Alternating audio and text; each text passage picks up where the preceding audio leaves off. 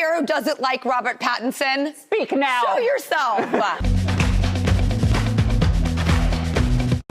And in today's noodle news, yes, guess who? Dolly Parton has just revealed the secret to her mac and cheese, and you're not ready for this, Ross. I am not ready. When I read what her secret was, I mean, I love Dolly Parton. She can do no wrong, but I was like, maybe this is her first misstep ever. Insider reports Dolly never serves mac and cheese without, get this, fried apples. Yeah, And this unique combo platter happened by accident. One time, Dolly was just making mac and cheese, my soul sister, and tossed in some leftover fried apples. I've never tried that. Yeah. And she had them lying around, and she never looked back, Rossi. Well, she wrote islands in the stream, so she had to try apples in the cheese. Is what she had to do. I am so excited because we have some here. Okay, I'm gonna try. If Dolly can do it, I can do it. Oh my God. Dolly. It's apple pie with cheese. She actually has, the mac and cheese is secondary to the apple in the most complimentary and confident way. I want to say this right now on television. Dolly Parton, I've never been more wrong in my entire life. Well, first up in our news today and stories is some noodle news for Pasta Week. It's about Robert Pattinson. Oh, you love Robert Pattinson. Who doesn't? Hello, I don't know. Is there someone here who doesn't like Robert Pattinson? Speak now. Show yourself.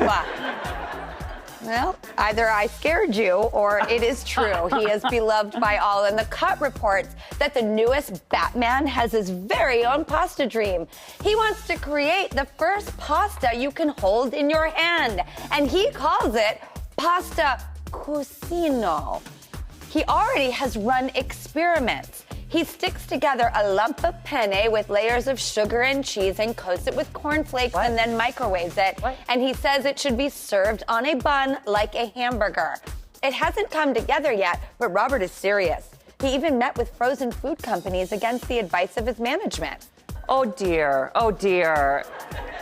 I mean, that's against nature, don't you think? Well, all that together? He coats it with the cheese and then he microwaves it. And one of the things that I found out from digging into the details was that he says all of life's pleasure foods, burgers, sandwiches, tacos are all hand-friendly, but pasta is not, and it's time for it to be.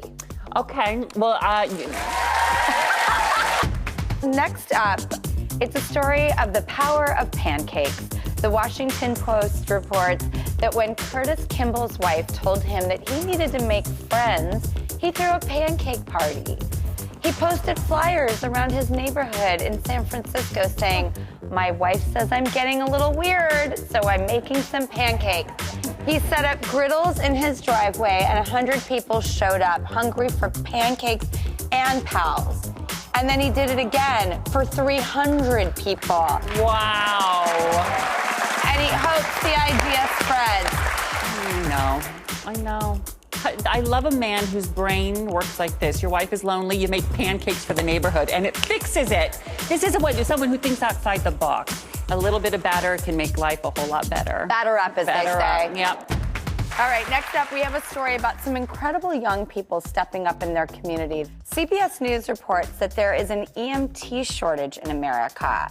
In rural areas, 35% of ambulance services are volunteer, and 69% of those are understaffed. And in a small town of Sackett's Harbor, New York, a group of teens has taken the initiative to get certified as first responders in order to fill out their local EMT force. They're also students attending high school full-time, but they say putting in the extra hours to help others in their toughest times is worth it to them. I know. This is the stuff I need to hear. This is the stuff I need to hear about. I need that belief system that good things are taking place and good people exist. You have my deepest respect and admiration. Thank you so much to those teenagers. Yeah. And I think about how they always say, oh, these kids these days, Yes. right? And what the future's gonna bring. When I read this story, it made me feel like if this is the future, the next generation, maybe because of kids like this, we're going to be okay. I agree.